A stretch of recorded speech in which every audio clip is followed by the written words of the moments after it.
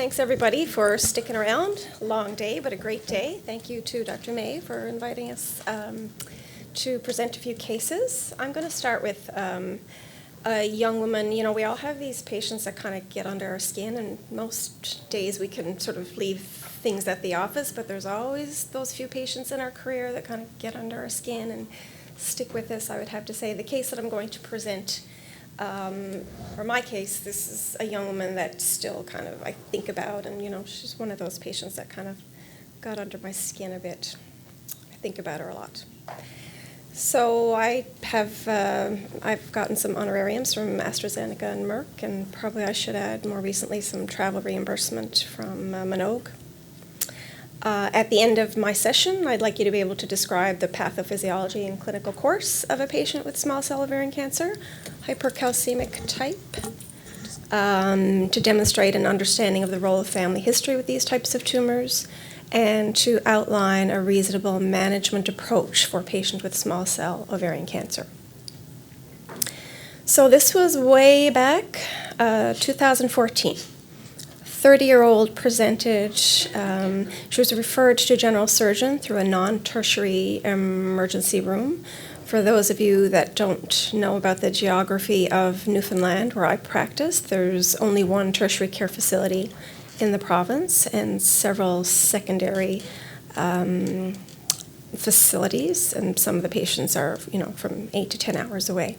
So this 30-year-old presented with intermittent abdominal cramping, bloating, change in bowel habits, diarrhea, constipation, had some bright red bleeding, not just with wiping, but also on her stool. She had seen the general surgeon, and on the emerged record, it said functional bowel disease, whatever that particularly is. She was given some dietary advice, and she was booked for a colonoscopy. Can everybody hear me okay? So then in December, a few weeks later, she re-presented to the emergency department with increasing abdominal pain and distension. And at that point on exam, she had a huge mass, palpable well above the umbilicus.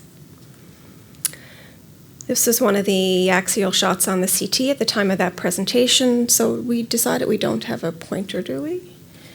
So you can see, you know, mixed attenuation, solid and cystic, large abdominal mass occupying most of this young woman's pelvis. On the sagittal views, you can get a good look at it there as well. Very mixed attenuation. The CT reported a large heterogeneous mass arising from the right ovary, no fluid, no evidence of omental caking or peritoneal studding, no evidence of any enlarged pelvic or periaortic nodes, and the chest was reported as clear. She was referred to the local gynecologist there. They had done some preliminary blood work. The CA 125 was 369.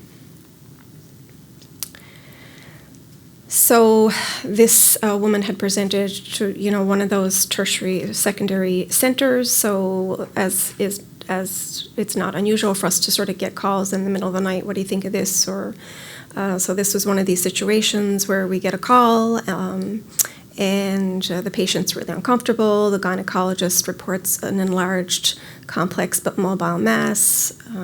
The patient herself worked at that facility and was keen. She had a young child. She wanted to be treated locally, and it was her second presentation. And the plan was at that time decided that she would, the gynecologist with the general surgeon would take the ovary out and do an omental wash and omentectomy and a wash and peritoneal studdings and have a good look around, and that was the plan.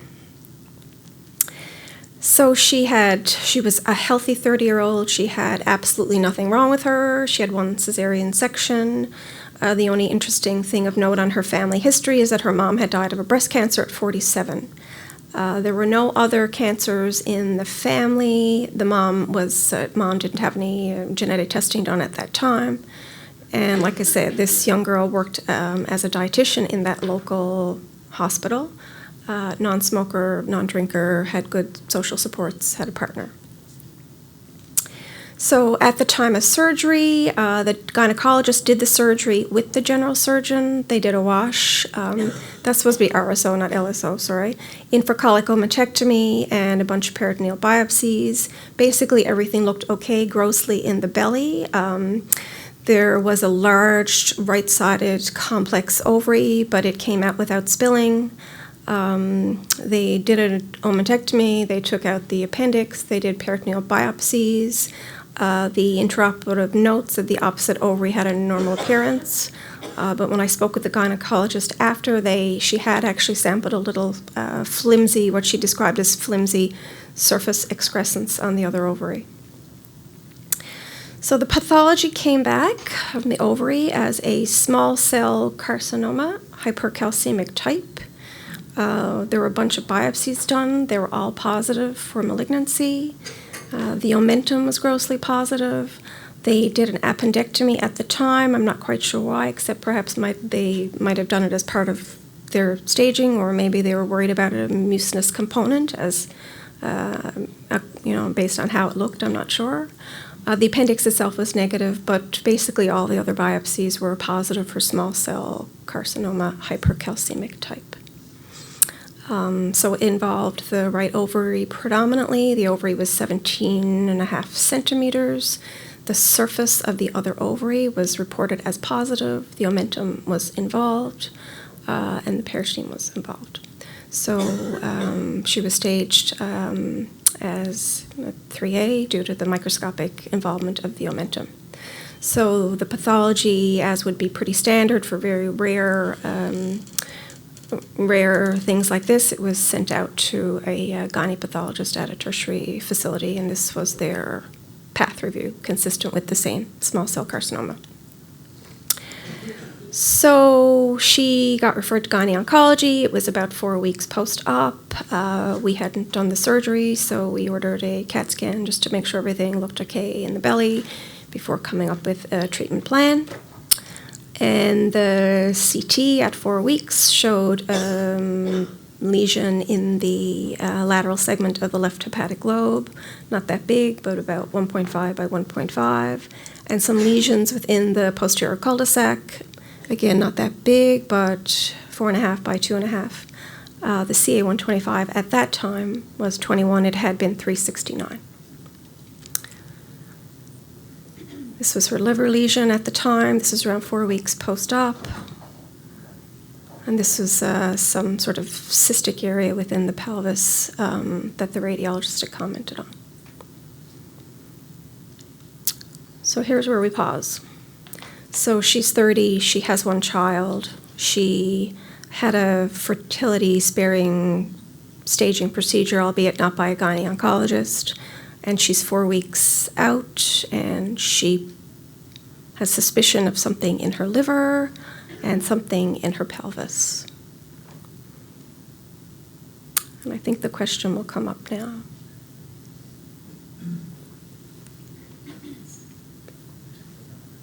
Go back. Okay. Can't hear you. The question is on the phone.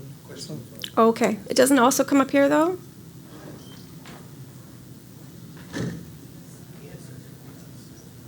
Okay.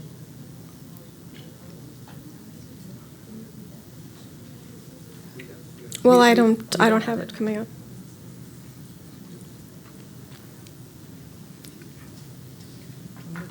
Do you guys have the questions coming up on the phone? Yeah.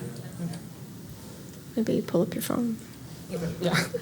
It'll say, if I recall, it will say, do nothing, go home with your 4-year-old, reoperate, chemotherapy, forget the other questions.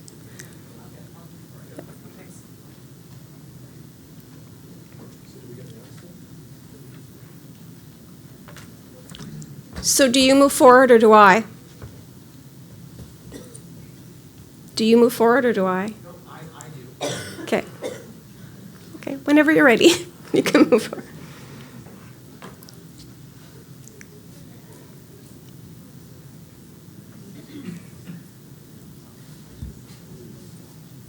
That's a bit confusing.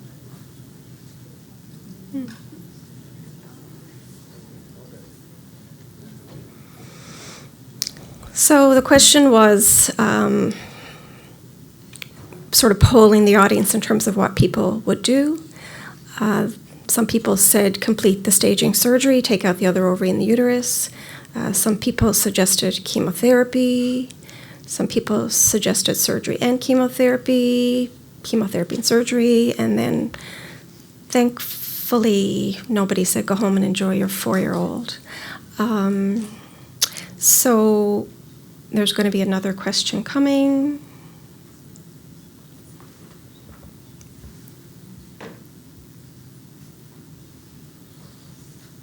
So this question is for those of you who suggested chemotherapy. Oh, there you go. Pretty quick. Okay. So majority chose cis and etoposide. Some chose. I think it's still coming. Oh, still coming. Sorry. Sorry. Yep. Give it away.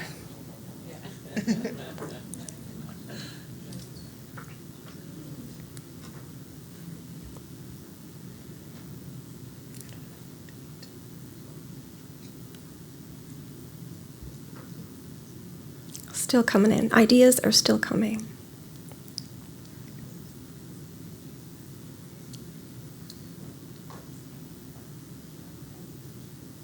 Okay. So most people chose some sort of chemotherapy. It's interesting. I'm going to talk a little bit about nivolumab. I should have said I am going to talk about one off-label indication. It'll be nivolumab. Should have said that at the beginning. There was a lot of debate. I phoned a lot of friends in terms of getting advice about what to do. I'm from a small center. I hadn't treated a patient who had small cell carcinoma of the ovary with hypercalcemia, and there were a wide range of suggestions, as we can see here. It makes me feel a little reassured that that we at our center also decided to proceed with cis and etoposide. Can you answer the first question? Did you take her back for surgery or did you give her chemotherapy? I gave her chemotherapy. I gave her cis and etoposide, yeah, at that time. So, like I said, we talked about her locally at our Tumour Board. I had discussed with several Canadian colleagues. I had reached out to MD Anderson because at that time they had published a series of 7 patients with small cell carcinoma of the ovary. We had discussed at MD Anderson, an expanded chemotherapy regimen, but we decided on cis etoposide at the end of the day. So she got 3 cycles of cis etoposide. She was a healthy 30-year-old. And I can tell you she really, really struggled, for whatever reason, getting through those 3 cycles. So she had a good response. The liver area basically went away. If that was ever a positive disease, the pelvic disease regressed. And she had repeat surgery with a hysterectomy, removal of the other ovary, and basically there was very little residual disease at the time, but in the pouch of Douglas she did have a little bit of sort of vesicular, still residual disease along the uterosacral ligament, which we took off, and that second surgery was felt to be optimal in terms of the surgical approach.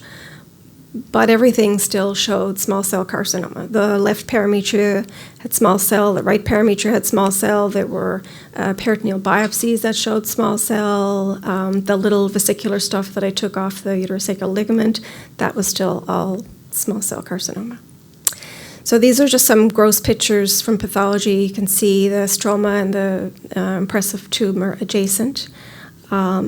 It's too bad we don't have a pointer, but you can appreciate the extensive sort of small cells throughout with scant cytoplasm and the areas of increased mitoses. Our pathologists, in an effort to determine Müllerian tract or not, use WT1s. You can see the positivity in the sort of darker cream-colored WT1 positivity. In terms of this being an epithelial cancer, I guess they were trying to figure that out. It was very, very focally pan-keratin positive, so that stained very poorly. So in keeping with this probably not being an epithelial primary. And then the Ki-67, just sort of a very, very, very active tumor with very high proliferation rate. And here's the probably little excrescence on the opposite ovary, which was still there after 3 cycles of cisotopicide. There was a little excrescence on that other ovary. So she had 2 more cycles of cisotopicide, very difficult course, profound fatigue and nausea. She presented at one point after the 2 cycles of cisotopicide to the emergency department with acute shortness of breath and had a CT pulmonary angiogram to rule out a pulmonary embolus, which was negative for a PE, but there was a question of some areas in her spleen, highly suspicious for metastatic disease. At this time, her CA-125 was 10. She was not symptomatic of anything except the shortness of breath. She wasn't having any abdominal pain, and she was physically wiped out. So her functional status was poor. She basically couldn't get out of bed. Her quality of life was terrible, and she needed a break. So we just basically decided they were going to re-image these splenic areas. They were nonspecific but suspicious for recurrent disease. We didn't have a PET scan at that time. So this is 2015. So we're now about 3 months after chemo. Before she represented for her booked repeat imaging, she actually presented with vaginal bleeding. And she had a firm, palpable mass at the top of the vagina. At this point, in terms of management planning, I actually sent her to Halifax to have a PET just to see if there was anything else that was FDG avid. To figure out where to go from here. And all the stuff in the pelvis lit up like a Christmas tree, and she had several other areas of PET positivity.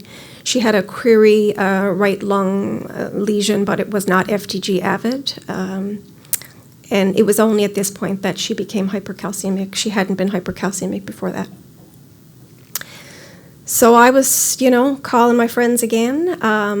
This was about 6 months later now. MD Anderson had a few more patients that they had treated with the vinblastine, cisplatin, cyclophosphamide, adriamycin, etoposide. She was 30, and she had, she was feeling okay. She wanted to be as aggressive as possible. So she got 1 cycle of that. She didn't leave hospital for, I would say, a month. It was crazy. Profound fatigue, nausea, myelosuppression. Platelets took, almost a couple of months to recover. So to say that didn't go well was an understatement. And she was in hospital. This wasn't chemotherapy at a peripheral site. She had all the resources of a well-trained chemo inpatient unit. Next question.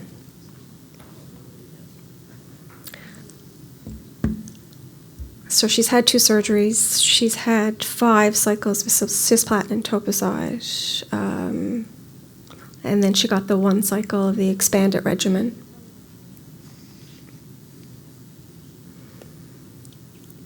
She has big pelvic tumor now, bleeding.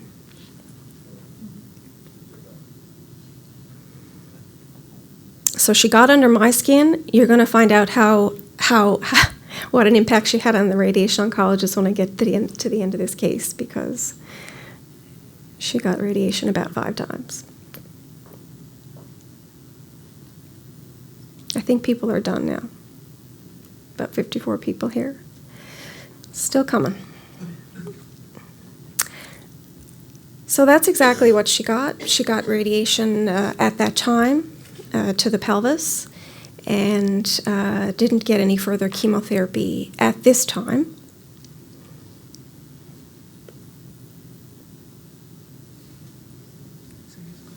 Yeah.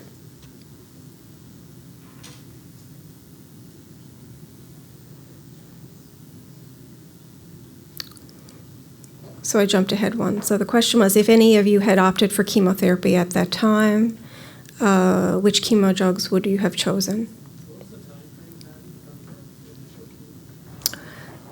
Initial chemo, this is less than a year. Yeah. This is August 2015. Her presentation was December. So a lot of people are talking about nivolumab, and we were thinking about that at the time, but it was 2015. We didn't have access to nivolumab at that time. I'm just going to move on to the next slide if we can.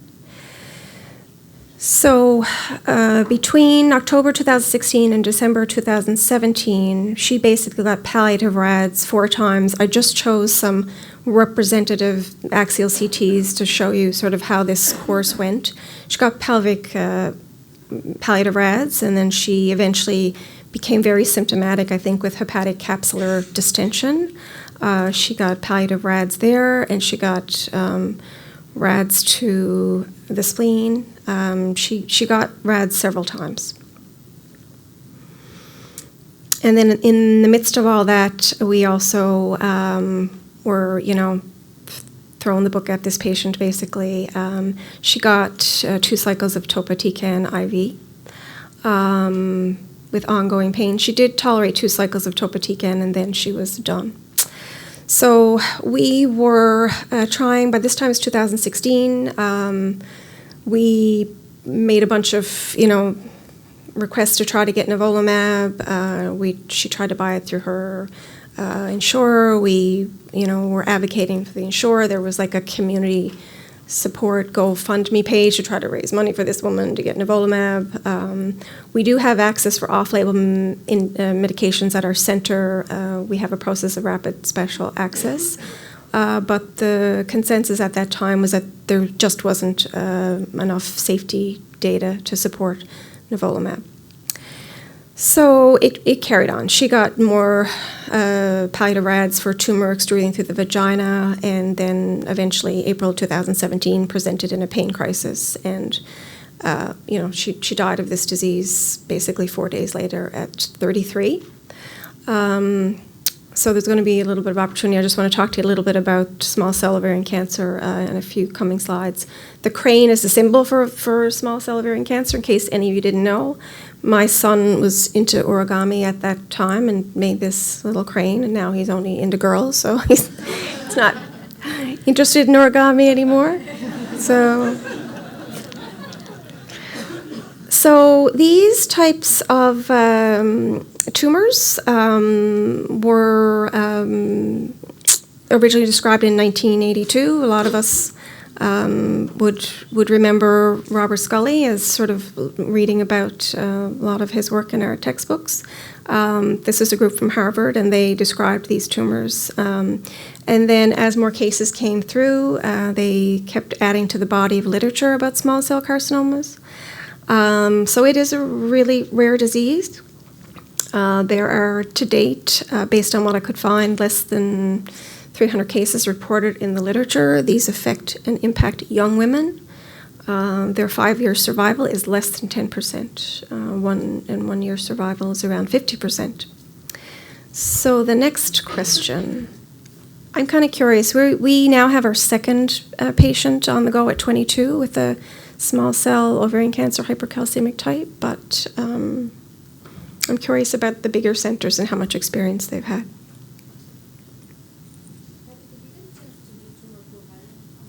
Yep. Yeah, I'm coming to that. Yeah.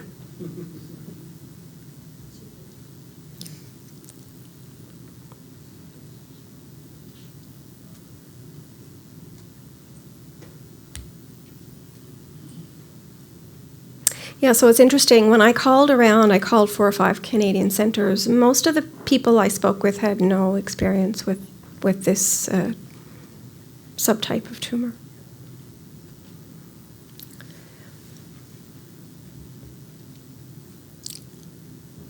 So basically, none of us have that much experience. Bigger centers probably have had maybe 5 or 6 patients, and most centers less than 5, and half of you, none, so that's interesting. Okay. Next question.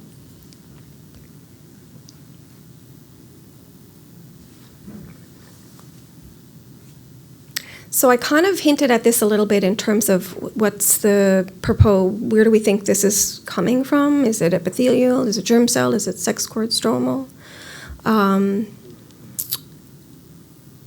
And so does anybody have a sense of where these tumors come from?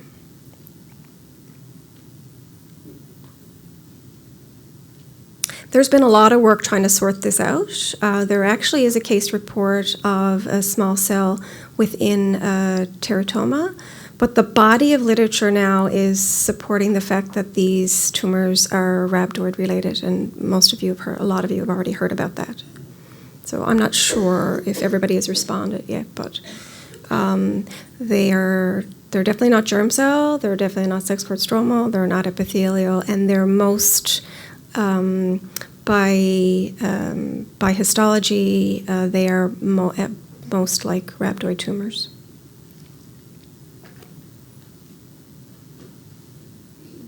If I can move on. It's a bit finicky. So as I said, these were originally reported as rhabdomyosarcomatoid variant of Wilms tumor, but now Dr. Folks in Montreal is doing most of the papers have Dr. Folks associated with this consortium of work on small cell cancers, and obviously Dr. Huntsman in BC. So the next question. Which germline or somatic mutations are related to small cell carcinoma of the ovary, do you think?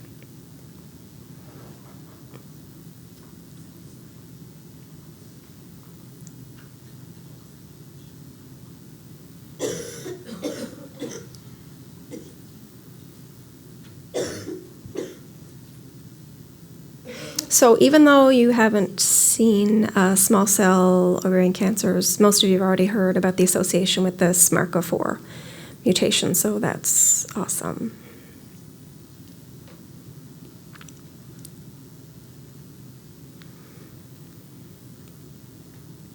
So in 2014, this group of, and Dr. Huntsman's sort of affiliate, like I said, there seems to be an international consortium of the same names come up on a lot of the papers.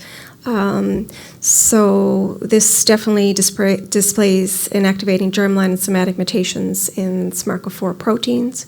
So this is that protein complex associated with BRG1 that's associated with the switch and the sucrose factor complexes that are regulating gene activity, DNA synthesis, and that's as complicated as I'm going to get into that.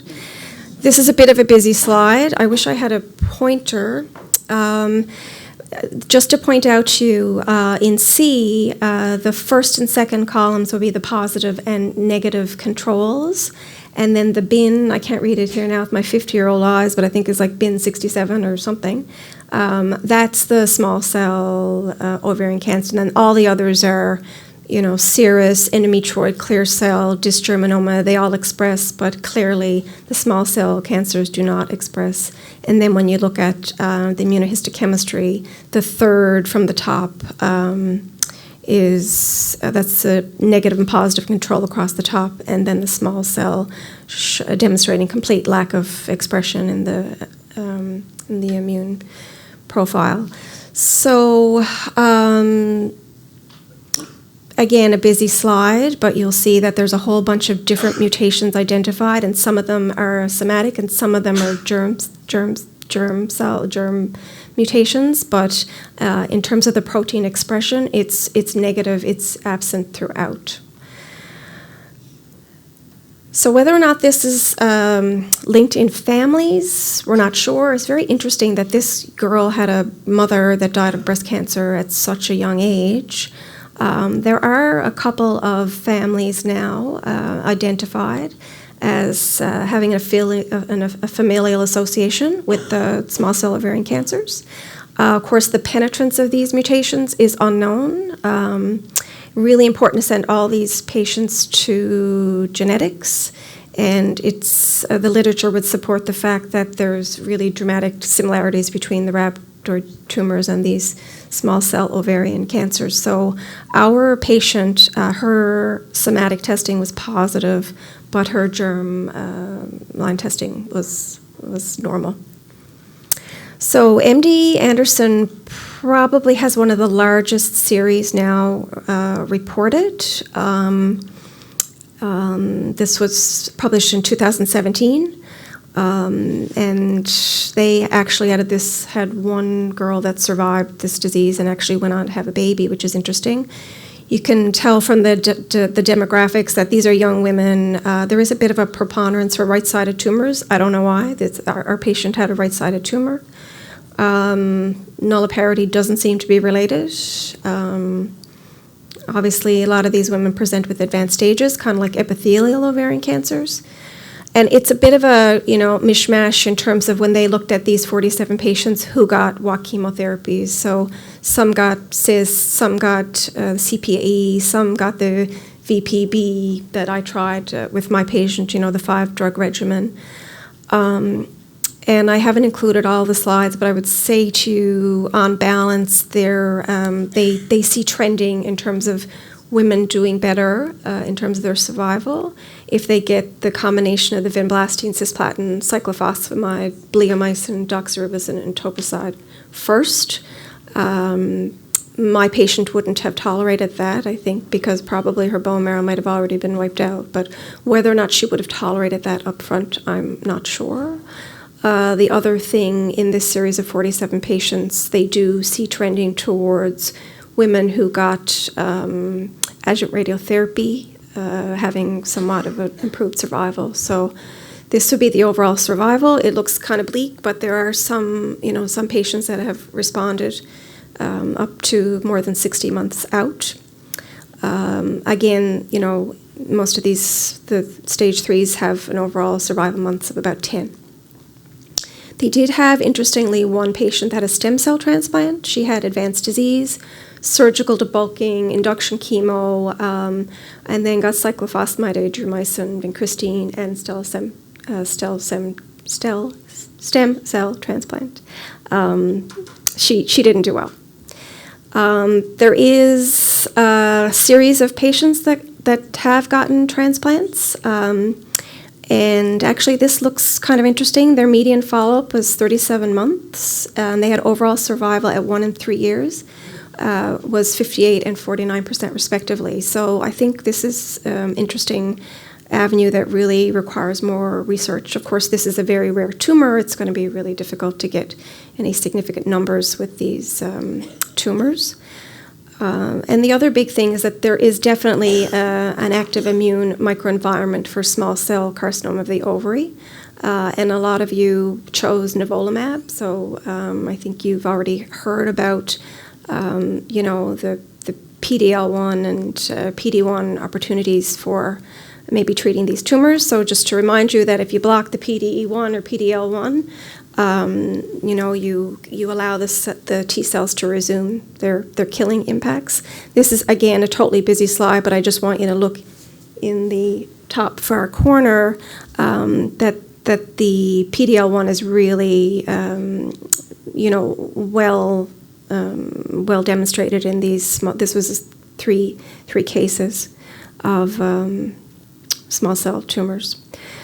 So definitely, this is a group out of Memorial Sloan Kettering, and they have done a lot of the immune work with pembro and nivolumab, and they have, they really support the fact that these are immunogenic tumors, and they exhibit biologically significant levels of T cell infiltration and PD-L1 expression,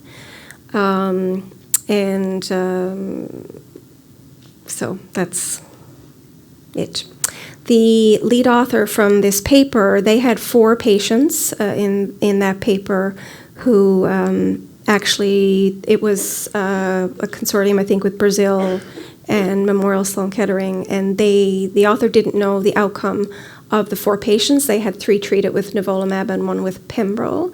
At the time of the publication, 2017, the 4 women were well, but they have a few patients currently on nivolumab and pembro, and anecdotally, he said they've had a few complete responders, but they've also had a few recurrences, and as we have another patient now, the question we were posing was, what is your plan for nivolumab and how long will you treat patients with nivolumab? And their plan would be based on other disease sites to do it for a year if the patient tolerates or they don't demonstrate disease progression. So this, I think, is about my last slide. This is a Chinese group that's come up with sort of a look at small cell carcinoma of the ovary. in terms of the molecular findings and how you might manage a patient. So if you suspect a small cell ovarian cancer and the BRG immune staining demonstrate a loss or SMARCA loss, then you can be reassured that you've got a SMARCA mutation. And then at that point, you can do the somatic testing or the germline testing. These would be in women that had fertility-sparing surgeries initially, which is what most of these patients have. This group has recommended that if the germline mutation is not there, then you can test the family members and leave the ovary. But if they do have a germline mutation, then you should go back and take out the contralateral ovary and obviously test the patients. And obviously they advocate for everybody getting their tumors tested for the SMARCA mutation. So I'd welcome comments. An aggressive disease, obviously SMARCA is where the money, where it's at. There may be a familial component, it's certainly looking that way. As I mentioned, one of the multi-agent regimens from MD Anderson survived her disease and actually went on to have a baby. She had conservation of uterus and other ovary. There's going to be a lot more work with nivolumab coming, and it's interesting about the bone marrow studies. So there's a small series, obviously, of only about 50 patients, but that's very interesting work. And there's a really, really good online support, kind of geared towards patients, but there's a really good section on that website for physicians and gynecologists as well. So I would really like some comments. If I had to do it all over again, what would I do? I'm sure that question's coming. Probably would have put her on a plane and brought her in. I'm not sure if it would have made any difference if Oncology did the surgery. You know, we always say debulking is better if oncologists do it, but she didn't have a neomental disease. She had a good staging, I think, by all intents and purposes. And Diane? Can you review the literature? How often is the contralateral ovary involved? Not that often. The ones I've seen, Yeah. it's usually Yeah. one ovary and everywhere else. That's right, yeah. It's not that often. I think it's around 10%. Yeah, I'm not sure there's a whole lot of point in taking out the other ovary. Yeah. So I had a patient who was 30 years old 7 years ago and who presented, she had one child, 1 year old, 1.5 year old, unilateral mass, 7 centimeter and some ascites. So we operated on her, we talked about fertility sparing. I took out one ovary and did a staging for her.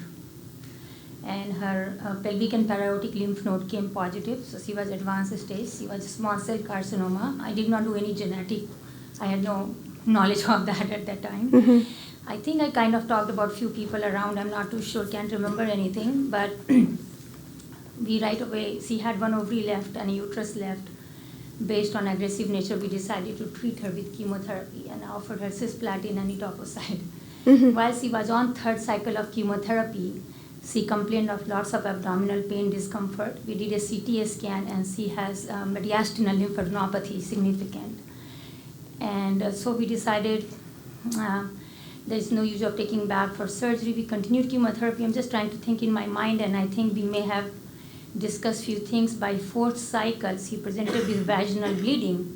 When I examined her, she had a big mass in her pelvis, the way you are kind of describing. Mm-hmm. And she was bleeding from there. And anyway, she ended up with pseudomembranous colitis. She ended up with VTE, PE. And basically, by the time her daughter was like 2 years old, she was 3.5 to 6 months in her course of treatment. She never came off any chemotherapy because she continued to progress. And by 6 or 9 months, basically, she passed away. So her husband comes for ovarian cancer walk, and he met me a couple of years later, and he told me he has remarried, has another partner, he's thinking to have another family. And he wanted all the information about his wife and things so that he can think about, he has a daughter who was 2 years old at that time. So I don't know what happened now, and now I can't remember. I think I kind of remember her name in my head. But yeah, so that was quite a bit, as you said, she's still under your skin. Yeah. That patient is still under my skin. Yeah. And it's like 7-8 years ago, but she died within 6 months all these things? So the 22-year-old that we have now under our care, we could make a more reasonable argument for nivolumab. So she is 22, and she just had the one ovary out in staging, and she had some positive pelvic disease, and she had a CR on nivolumab. She continues on nivolumab. She's about 7 months, so we'll see. Does anybody, I'm sorry I'm taking up Anna's time, does anybody else have any comments or advice or? I have a question. Do you know if they've looked at SMARCA before for small cell cervix or anything? I do not know. I do recall a reading that this type of small cell ovarian cancer is nothing like, for example, small cell of the lung. It's a completely different entity. I pretty well looked at most of the literature about small cell, but I was searching ovary, so I can't say for sure if that work is done in other gynecological tumors. Thanks.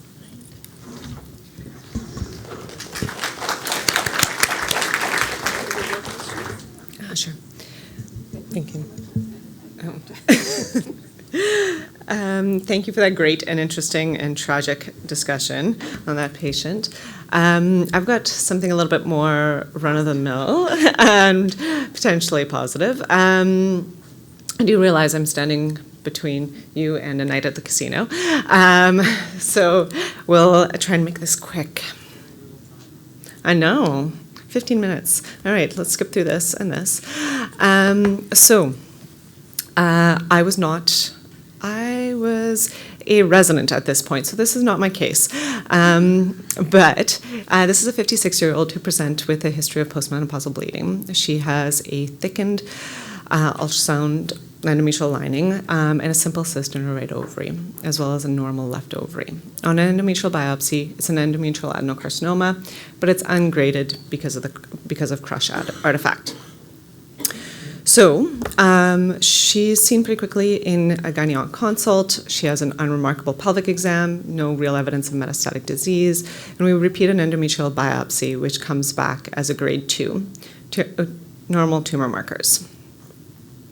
She's otherwise healthy, no concerns. But we do a CT pre-op, and she's got a small hypoattenuating lesion in the right lobe of the liver when metastatic disease can't be excluded. There's prominent left periaortic lymph nodes and a borderline left iliac chain lymph node.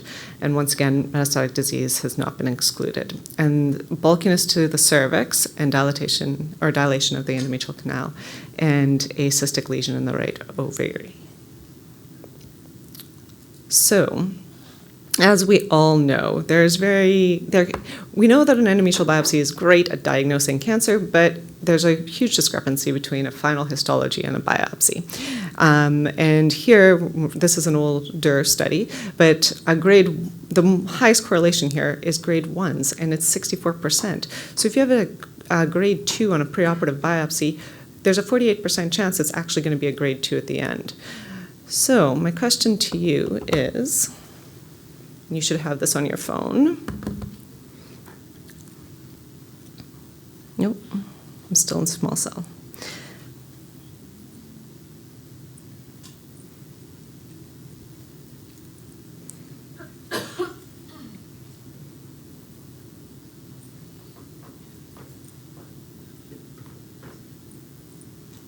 So based on the findings of the CT,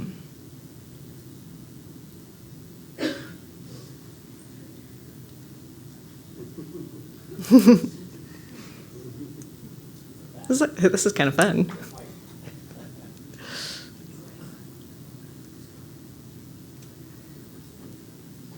All right, I'll give it a few more seconds.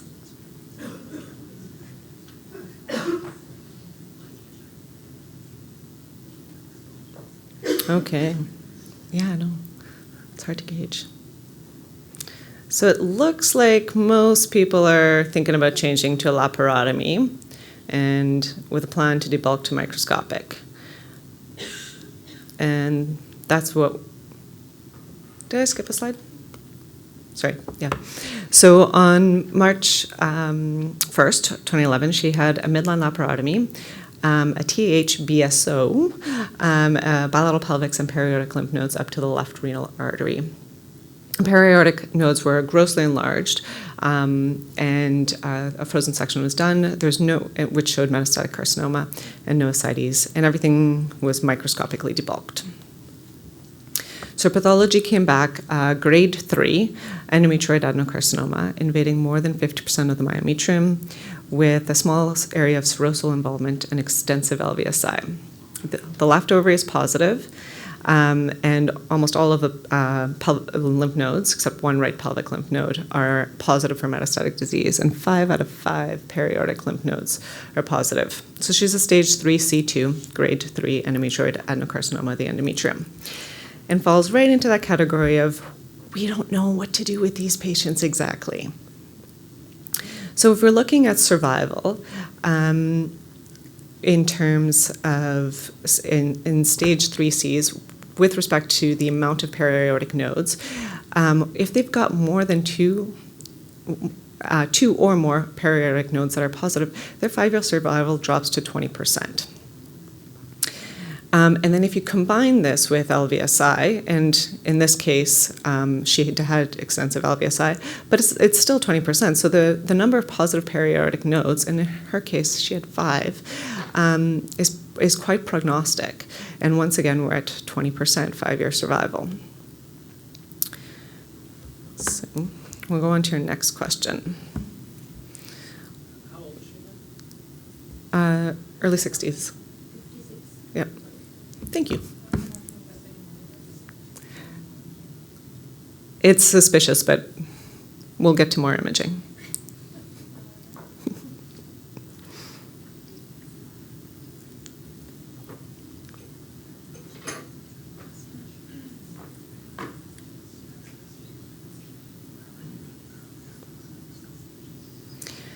So I was really curious to see what kind of the division here would be in terms of where we go from here. And most people are talking about chemo and RADs with periodic chimney. I think we're done. We can move forward. Thanks. So when we look at the NCCN guidelines, and these are the latest 2019 guidelines, it's a lot of plus or minus. We have systemic therapy, plus or minus external beam. There's no good, we don't have a good algorithm for primary treatment in these patients. So our Tumour Board in 2011 recommended 6 cycles of carboplatin paclitaxel. The patient ended up receiving, there was a carbo shortage, and so she had 1 cycle of carbo followed by 2 cycles of cis, and then 3 more cycles of carbo. And she had some neuropathy, but otherwise tolerated it well. And then when we're looking at chemo versus RADs for stage 3-4, this is a Cochrane database review. So sorry, it's a little bit blurry. I apologize.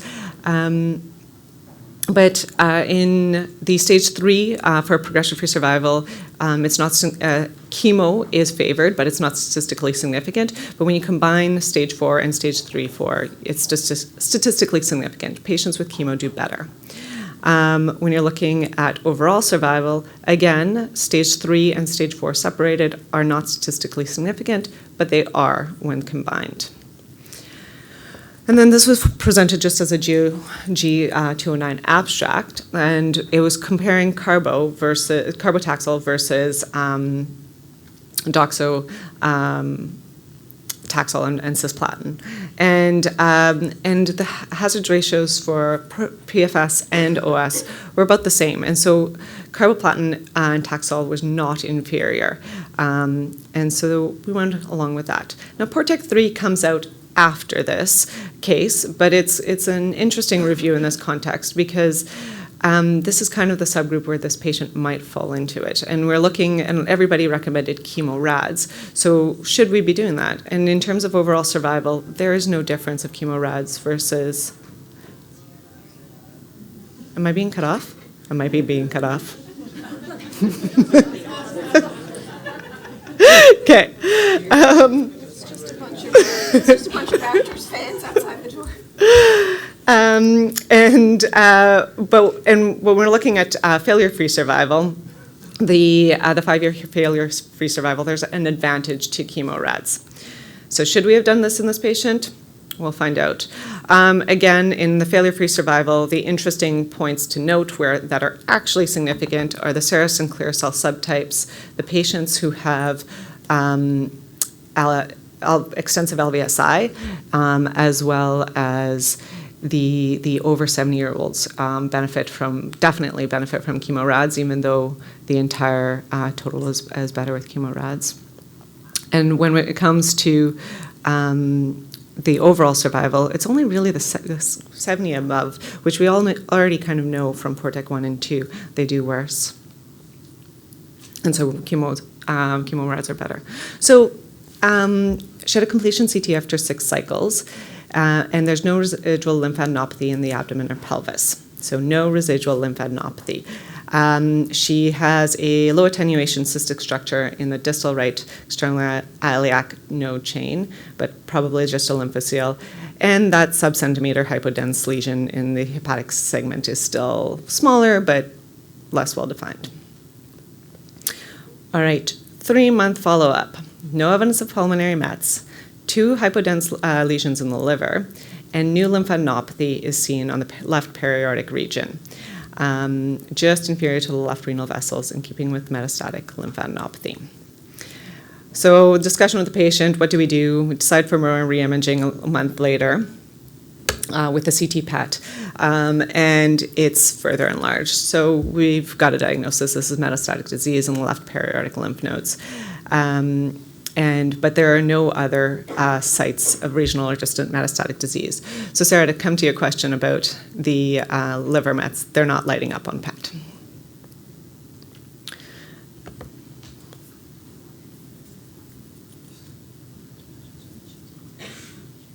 you say how large the nodes were? I don't know if I can go back. 1.6 by 1.7 was the original one.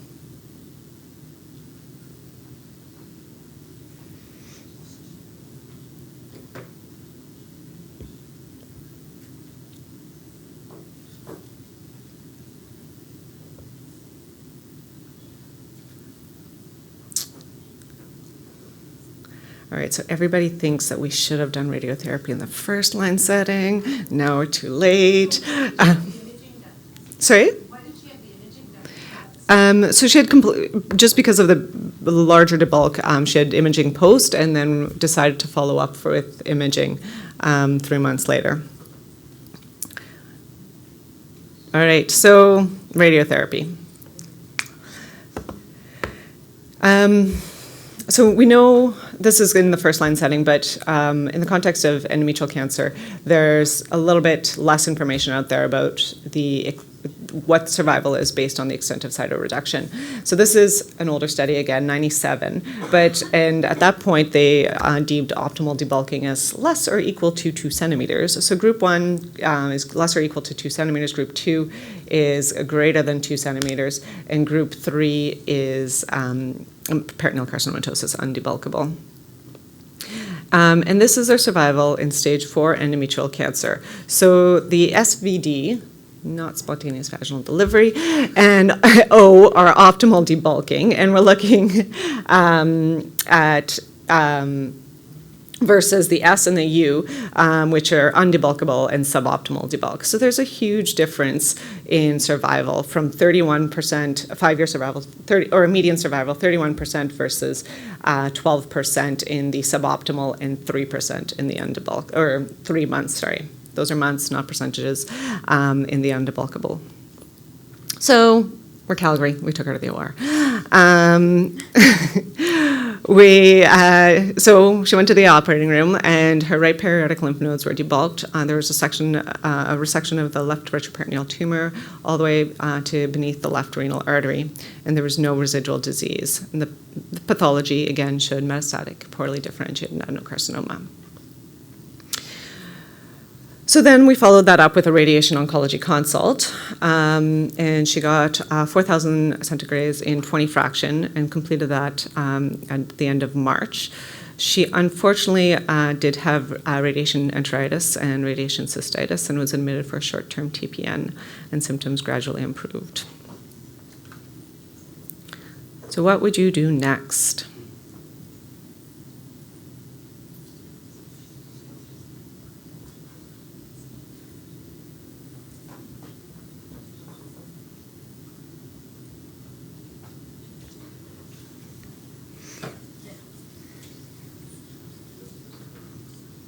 All right.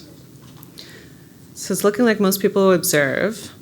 So she came back to clinic and we, oops, I didn't touch anything. We offered her some more chemotherapy. So of note, she had significant peripheral neuropathy from her prior treatment.